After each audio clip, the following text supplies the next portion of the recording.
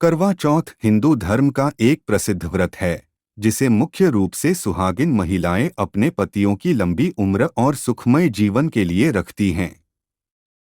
इस दिन महिलाएं उपवासी रहकर व्रत करती हैं और चांद को देखकर अपना व्रत खोलती हैं।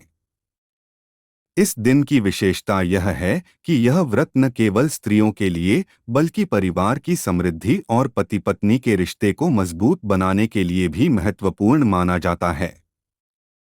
इस व्रत के संदर्भ में कई पुरानी कथाएं प्रचलित हैं, जिनमें से सबसे प्रसिद्ध कथा है करवा चौथ की व्रत कथा, जिसमें राजा और रानी की प्रेम कहानी को प्रस्तुत किया गया है।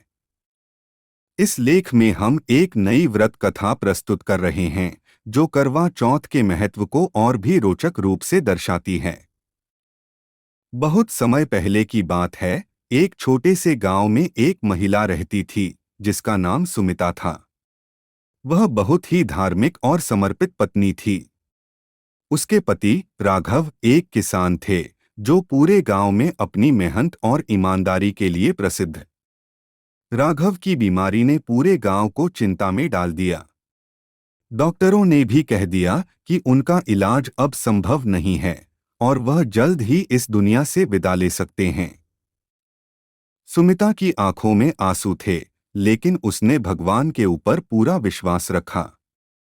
उसने अपने पति की जान की सलामती के लिए एक विशेष व्रत रखने का निर्णय लिया।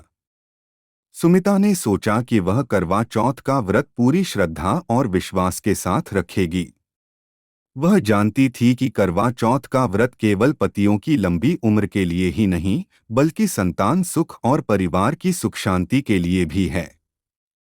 उसने इस दिन को पूरी गंभीरता से निभाने की ठानी। सुमिता ने चुपके से भगवान से प्रार्थना की, हे भगवान, यदि मेरे पति की जान बचाने के लिए कोई उपाय हो तो कृपया मुझे इसका मार्ग दिखाओ।